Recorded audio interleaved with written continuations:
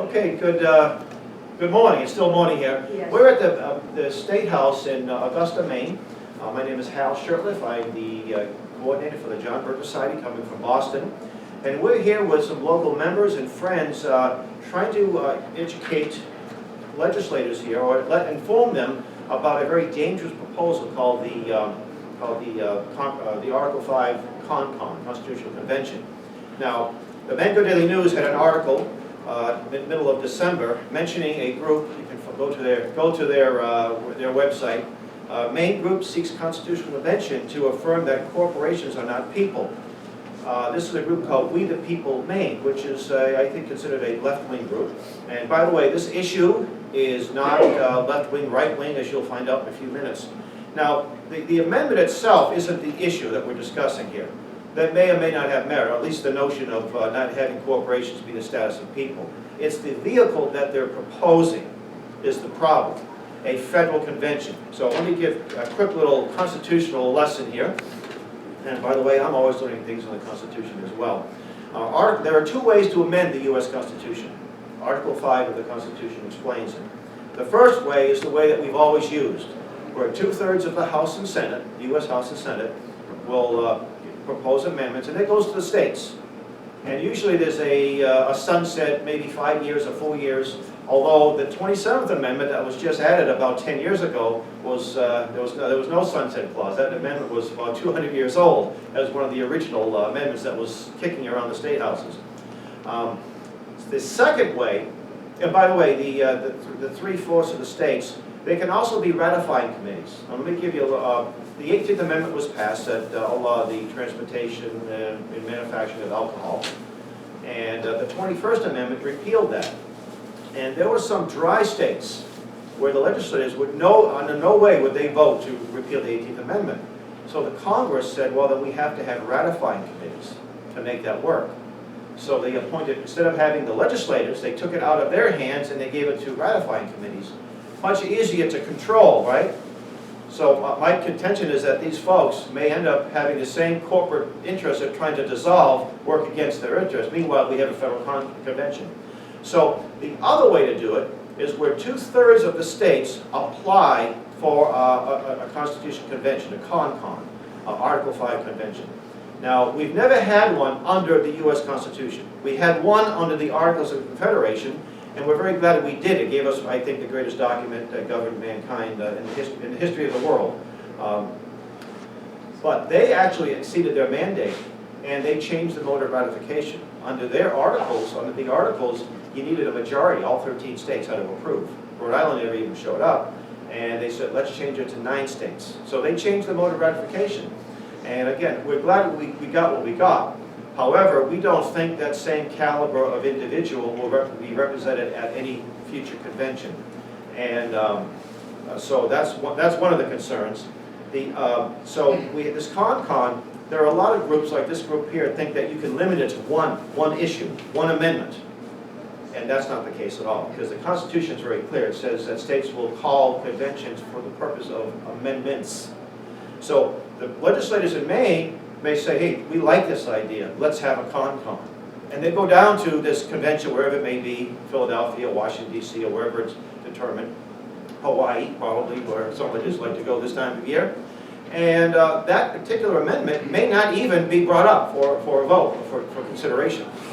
So all this work is really for nothing. But we're concerned that there is some folks that have been around for quite a while that have a different agenda, and they want to sort of redefine this Constitution and change it into a parliamentary system. And I want to make reference to a very important book called The Power to Lead by James McGregor Burns, who the last time I checked, he's in his 90s. He's one of the more prominent, influential men of his time. He's a professor at Williams College in Massachusetts.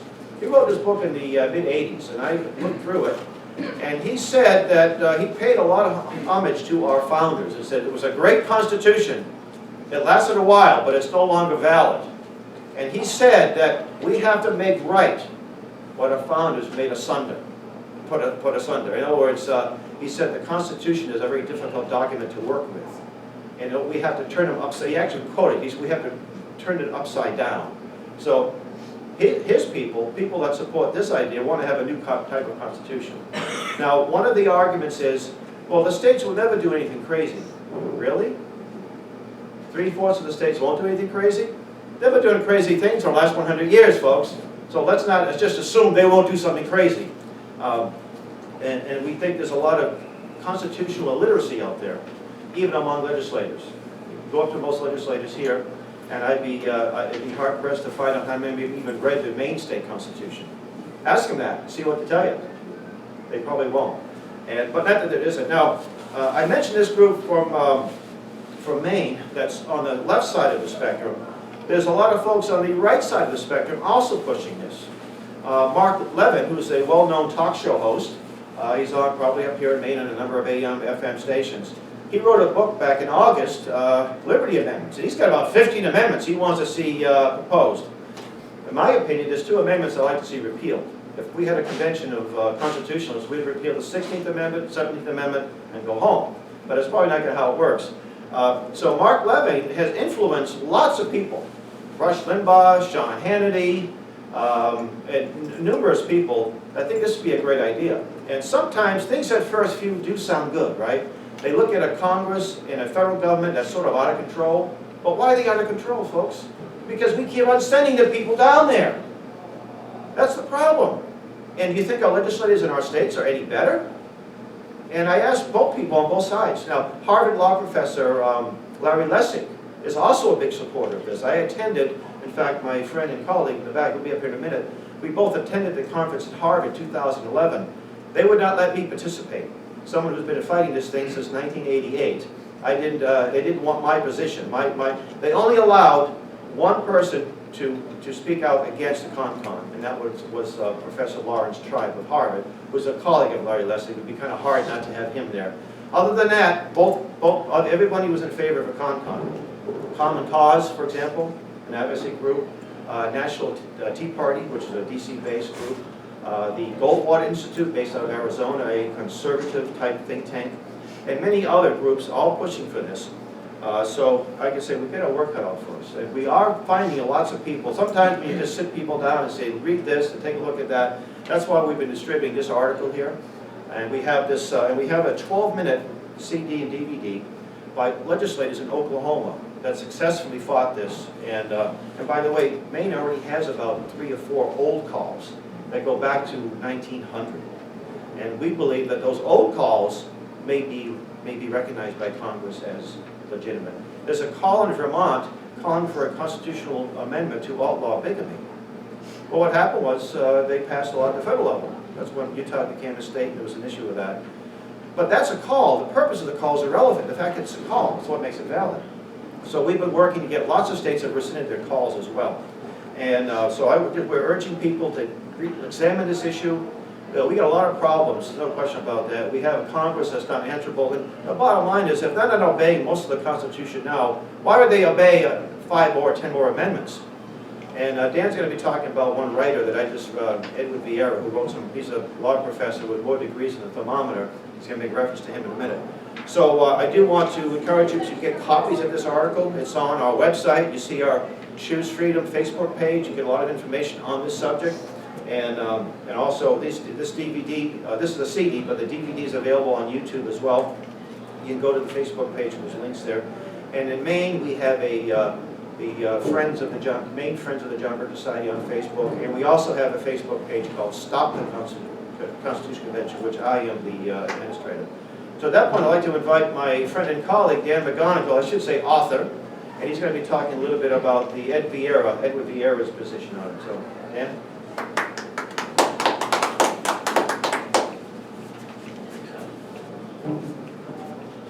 Thank you, Hal. Hal's a great 21st century American patriot here.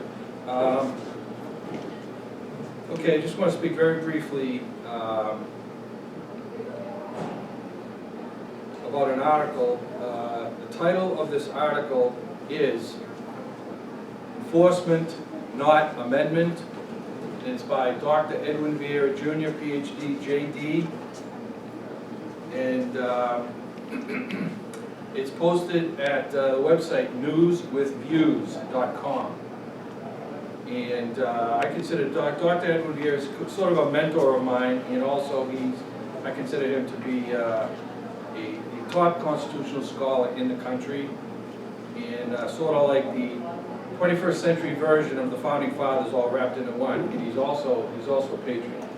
And but I want to. There's a key question that he asks in this 6-page commentary. Enforcement, not amendment, is the answer. And that question is, and he does mention Mark 11 in the beginning of this article. The key question he asks is, exactly how are the new amendments to be enforced? So the key question generally is, how are the Constitution, the Bill of Rights, the state constitutions, legitimate federal law, legitimate state law, how is all that enforced? Well, he answers his question not regarding new amendments, but regarding the existing founding documents. And he goes into it at the end of the article, and the answer, I won't give the whole answer, but the answer to the question of enforcement of the founding documents, federal and state, it's found in the preamble. It's found in Article 1, Section 8, Clause 1, to provide for the common defense, parentheses, of rights to life, liberty, and property. And it's found in the first clause of the Second Amendment. And those are implicit enforcement clauses. And the explicit enforcement clause of all these documents is found in Article 1, Section 8, Clause 15. So everybody can look that up in their pocket constitution. Article 1, Section 8, Clause 15. That's the explicit enforcement clause of the laws, which Article 6 defines the laws, and it defines the Constitution as the supreme law. So the Constitution is within the two words, the laws. And there'll be a video posted of this conference, and at the end of the video, there'll be posted the link to this article for people to look it up. And that's all I have to say. Thank you very much, Al. Question? Go ahead. Question. To answer, the laws right now in the Constitution are not being enforced. That's right. That's the issue, right? That's correct. So why would any amendments, any con, the laws that they bring forth, how would they be enforced? Exactly. And Edward Vieira points out too that you can challenge laws, and sometimes those laws will take years, if not decades. So our job is to find legislators that will obey that oath of office and get them to either here at the Capitol, at the state capitals, or Washington D.C. That's the best remedy, to have informed citizens that will in turn send informed legislators down there, instead of having this, people beholding to special interest in other entities. And that's the solution, is either get them to do what they're supposed to do, because the voters back home will put them on the unemployment line, or we find people that will. That's the solution. The solution isn't, there's no quick fix. People think, oh, an amendment, let's amendment, that amendment, we'll do this law, that bill. How many laws are there all over the country? And there's hundreds of thousands, but the laws themselves don't solve the problem. So, yes? The laws are inconsequential. Why is it so important to you? Oh, we're not saying the laws are inconsequential. The laws aren't being enforced because there's not a will to enforce them. And because, there are a lot of laws that are enforced, don't get me wrong, but there are some laws that aren't enforced, that should be enforced, and we're saying that if they're not obeying the Constitution, I'll give you an example. Foreign aid is not in the Constitution. It's unconstitutional. Now, we can propose an amendment to say no foreign aid, but the Constitution doesn't allow that to begin with. So what's the best way to do it is to make sure those legislators don't support foreign aid. That's the way to do it. And the Constitution, Article 1, Section 8, and Article 1, Section 7, grants certain powers that are limited to Congress. There are some things that they're not allowed to do. There's some things they're supposed to do, like declare war. Not that I want to see war declared for the sake of declaring war, but when was the last time Congress declared war? And some people, I do a lot of tables, information tables at fairs, and we meet the general public. And people thought we declared war, the Gulf War, the first Gulf War, the second Gulf War. I said, we haven't declared war since Pearl Harbor. Have we been in wars ever since? So the Constitution is being violated. In fact, it was in the early 70s, they passed the War Powers Act, where a president is supposed to, Congress can say, look, after 3 months, you people have to leave. And that's been ignored too. So Congress has that power to declare war. And that's an awesome power, not to be held by one person, the president. But we've ignored that. Our legislators have ignored that. And there's countless others that we could probably spend, how much time? We only give up 5 minutes. All day. So we encourage you folks to learn about this and inform the legislators. At the very least, call the legislator up and ask them their position on it. Because this group in Maine wants to have a citizen's petition, so there's going to be stuff on the ballot about this. And again, the amendment that the bill they're proposing, the amendment may be a good thing, but you don't need, the process is wrong. So we're not arguing against the bill itself or the amendment itself, it's the process that's wrong. So, you know, yes. If we held the legislators. Mrs. Truman from the Wall Street Journal. If we held their feet to the fire and said you have to honor the constitutional That's right. principles, that's the kind of man you That's want to right. represent us. Or woman. Honor their oath, yes. Okay, well, thank you. This concludes our brief. Thank you for showing, coming up, and we'll see you down the road. God bless you. Thank you.